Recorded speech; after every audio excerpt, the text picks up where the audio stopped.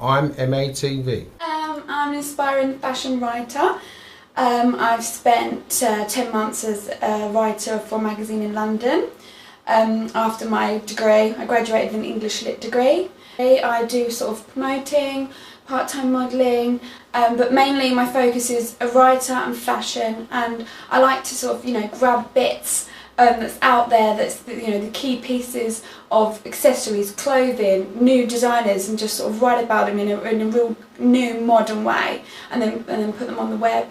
But it all sort of happened unexpectedly. I've always been a writer, writing essays at school and stuff. Sounds really geeky, but I actually loved it. When I did my degree, I just knew I wanted to do English literature. Yes, that's who I am. Hello, Sue, are you alright? Have you been waiting a while? Sorry? Have you been waiting a while? No, I've not been waiting that long. Okay, my apologies for you. That's okay. I was a bit early anyway. Okay. Early as in 11 o'clock? No, it was in like 10-15 minutes. Okay. Going to pass this portfolio over to me? Yeah.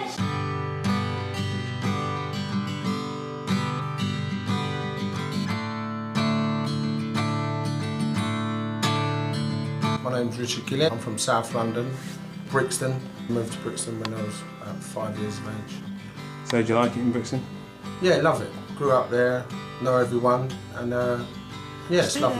Lovely Well, place. people tend to have a negative image of Brixton though. No, it's a beautiful place. Yeah, I know, obviously the Yeah. bits that you've seen, but there are lots of stories. I was speaking to people on the street, they were talking about knife and gun crime, and it's a real issue. Do you find it still an issue in Brixton now? Yeah, you do find it a big issue, to be honest. Yeah, it's just the younger generation being led away in different directions. Yeah, do you know what's the cause of that? Education, growing up, being in the wrong crowd. What do you mean by education? Well, for me, it stems from growing up in this sort of area, and just living the life in Brixton, to be honest. Yeah. Okay, so so you're saying that a certain life in Brixton equates to being kind of street, equates to being kind of maybe knife, gun crimey. So yeah, I think it's but normal people would think that was really unusual, especially if you're from like a suburb somewhere. Yeah, it's a bit dramatic. Obviously, people live in the suburbs, but when I was younger, it used to be just a fist fight and maybe a lump of wood or a baseball bat. But as time's got on, and these young children are listening to music and watching videos and being led away and being led astray, to be honest with you.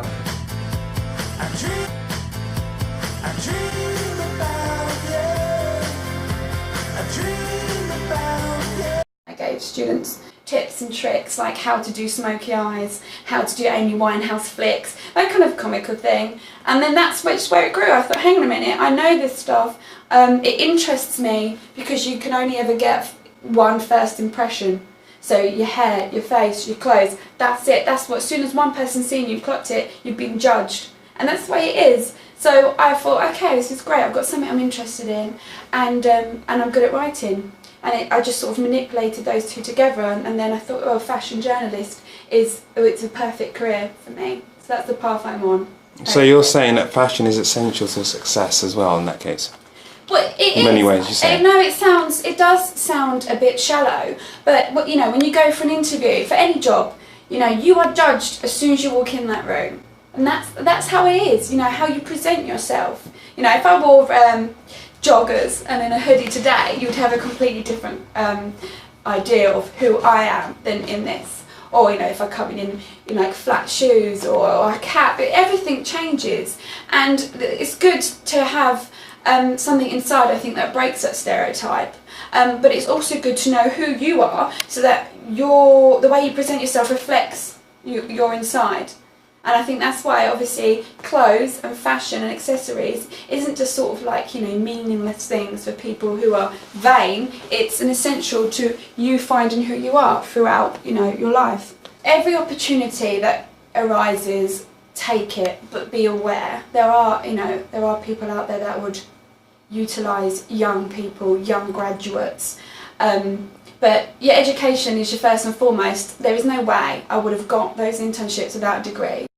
I was more of a street fighter, knew a lot of people, but you had to fight for what you.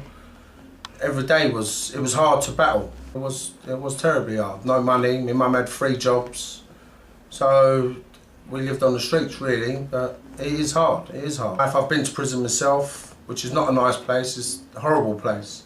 Well, okay. So what are you doing now of your life? Well, now I've completely changed my life around. Now I want to help. I've always been a person that wants to help people anyway. So you think that so in other words, when you were in these gangs, yeah. Were you in gangs? Yeah, yes. Okay, so when you were in those gangs, yeah. Were you someone that still wanted to help then? Yeah, I did, but obviously you're in that gang and you don't know nothing else. All you want to do is do what your friends are doing. You're like a family. Mm-hmm. Everyone deserves a second chance in life, and which I have got that chance now, and which I've taken, and now I work in a support place for old people, you know? Mm-hmm. Yeah, which I love.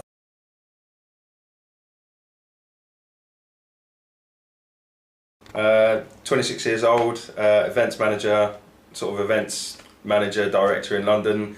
We run, anything from, your fashion events to normal regular West End nights and things. But what we try and do is something that's a lot more different. It's more about everyone coming down and having fun. We take away the pretentious feel that West End seems to have. People do feel very intimidated by West End. They see these pictures of celebrities at clubs and hear of people spending all of this money and they think, oh, I haven't got that, I can't go and do it. But just live within your means and just come out and have a good time. And that's what I try and get people to see and realise. You come up with £100, you can take a table. You take a table, you can do all the bottles and the sparklers and everything else that you see other people doing in the club that you think is so far out of your means, and I can pretty much assure you, you're going to have a better time than you're ever going to have at, your local town or local clubs and things like that.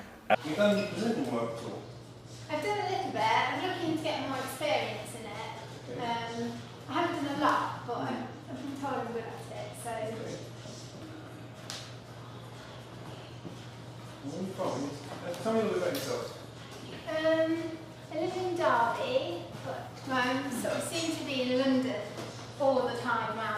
You take your clothes off, is that me or?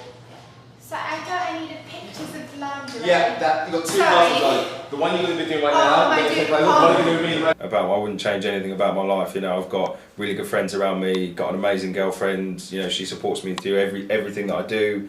My family, they're really supportive of everything I'm doing. I can, if there's things that come up and think, right, I want to do this or I want to be there, I want to go there, you just work for it, and you give yourself that goal and that target, and you just, as long as you've got the drive and the confidence and the belief in yourself, then I don't see why anyone should sit there and go, I want to be like XYZ celebrity or anything like that, because why do you want to be somebody you're not? Why do you want to be someone else?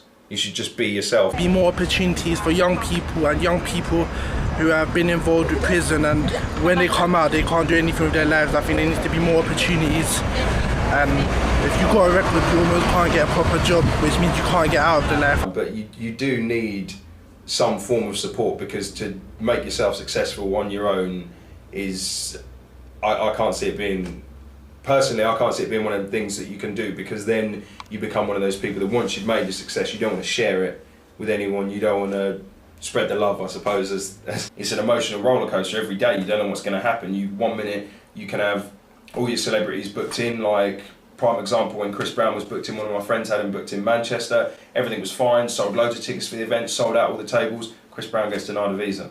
The sort of personal well-being that you sort of get when people are like, I had the time of my life, I'm going to be back, you made my birthday, or anything, that's what it's all about really. That's the main feeling for myself. Yeah, fair enough, you get, it is good pay when you perform well and things like that, but the main thing is you can't do that without making people happy. Enjoy this world.